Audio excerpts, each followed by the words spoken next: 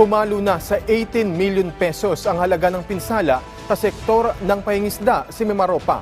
Dahil sa bagyong Christine, tiniyak naman ng Bureau of Fisheries and Aquatic Resources, Mimaropa, na inihahanda na nila ang mga ipapamahaging tulong sa mga apektadong mangingisda. Si Joshua Sugay ng PIA sa Balitang Pambansa.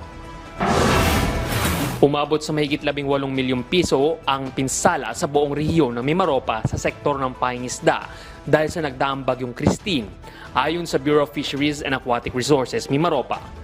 Sa panayam ng PIA Oriental Mindoro kay Emmanuel Perez, Planning Division Staff ng BIFAR Mimaropa, nasa mahigit 800 na mangingisda ang naapektuhan ng bagyo sa buong rehiyon.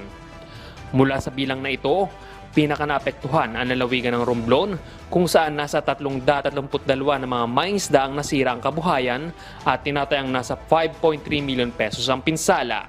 Sa kabila nito, sinabi ni Perez na kasalukuyan silang naghahanda upang maiabot ang tulong sa mga mangingisdang apektado at patuloy na nakikipag-ugnayan sa tanggapan ng Department of Agriculture hinggil sa preparasyon ng pamamahagi ng assistance sa pamamagitan ng Presidential Assistance to Farmers and Fisherfolks o PAF.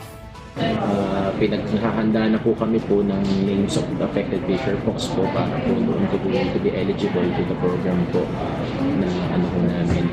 And secondly po ay as per instructions po of our National Director si Pelayo to facilitate and validate all those affected fisherfolks and then yung sa requisition of possible funds.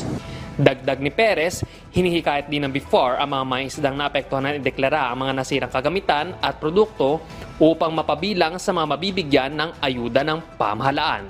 I-encourage po namin po ang ating mga fisherfolks po na i-declare po yung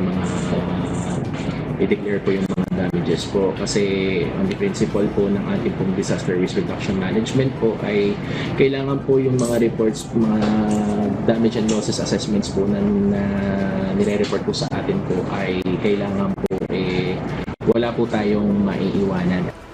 Patuloy din ang pakikipag-ugnayan ng BIFAR sa mga local government units upang mapabilis ang proseso ng pagtukoy sa mga tatanggap ng ayuda mula sa pamahalaan sa buong rehiyon ng Mimaropa. Mula sa Philippine Information Agency Mimaropa, Joshua Sugay para sa Balitang Pambansa.